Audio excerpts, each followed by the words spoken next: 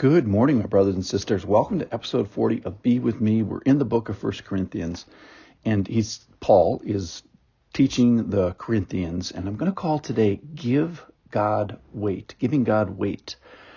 And subtitle is going to be Giving Others Weight. So the idea is the priority of being other-focused. The first is being God-focused. The second is being other-focused. The third is being me-focused. So giving God weight, and we're going to be concerned with the glory of God. That is giving him weight. That's what the word actually means. Kabed, it's the Greek word which means to make him heavy, to make him significant, to give him a priority. And God's glory is the unfettered display of the character and the characteristics of God. And that's what this passage is ultimately concerned about, is God's glory in saving people. So the second big thing that he's going to get to is don't be sticking your eye in the conscience of your fellow human being. That is, give them a priority, give people a priority, give people a weight, if you will, in your decision making.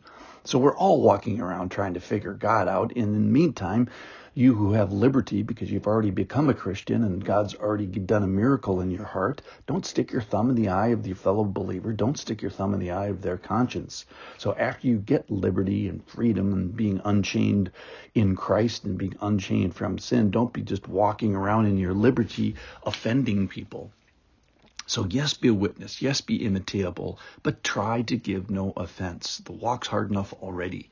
So have an eye and a care and a compassion for the confused person among you. And he's going to talk about that in today's passage.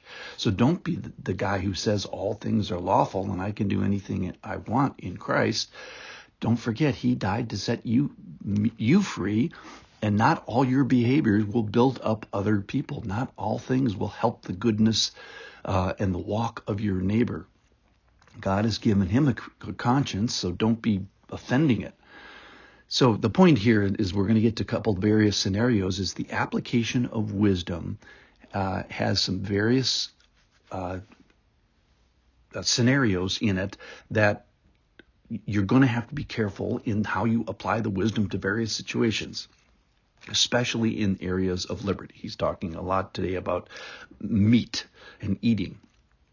So for the sake of a person, God came. For the sake of his conscience, we have to be careful. And then the third priority, we end up in third place in all this. All right, so let's read. This is from 1 Corinthians chapter 10, verse 23. All things are lawful, but not all things are helpful.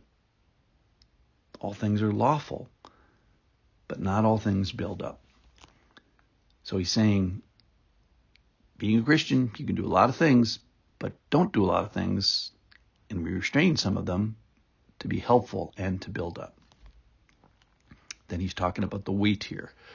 Let no one seek his own good, but the good of his neighbor. So giving people weight, giving your neighbor weight in this consideration.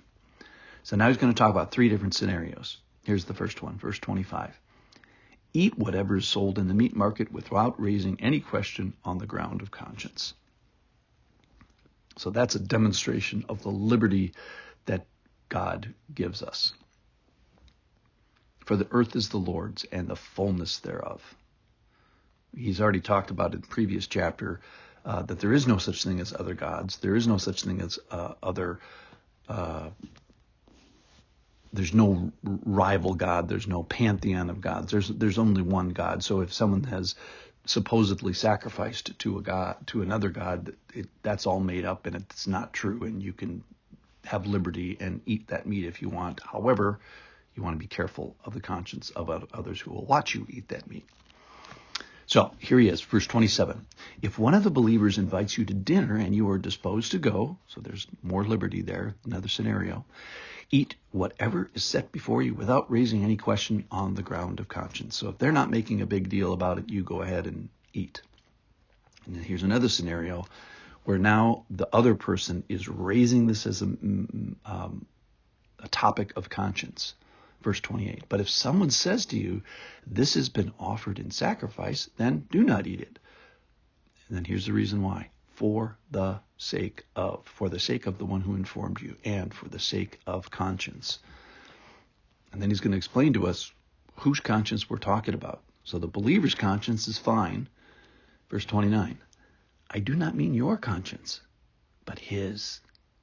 And then he asks the big question of the passage. Why should my liberty be determined by someone else's conscience? Let me just answer that now. So big question today is, why should my liberty be determined by someone else's conscience? Great question. Here's the answer. It's because that's what love is. That's what Jesus did. He gave more weight to another and suffered and died for them. And we need to give weight to both the Lord as well as our brothers who are kind of figuring out God.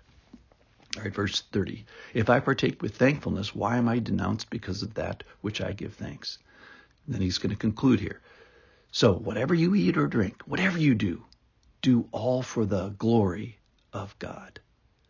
Remember, for the weight of God. Do this, give God weight in this, and give people weight in this. Verse 32, give no offense to Jews or Greeks or to the church of God. Don't be a jerk where you're just walking around sticking your sticking your thumb in the eye of other believers, sticking the eye in the conscience of other believers. So give no offense to Jews or Greeks or to the church of God, just as I try to please everyone in everything I do, not seeking my own advantage, but that of many, that they may be saved. So why? So the big question is, why should my liberty be determined by another person's conscience? Number one, because that's what love is. Number two, the big goal here is that you work with God, cooperate with God in his salvation process, that they may be saved. So let's keep the main thing, which is that they may be saved.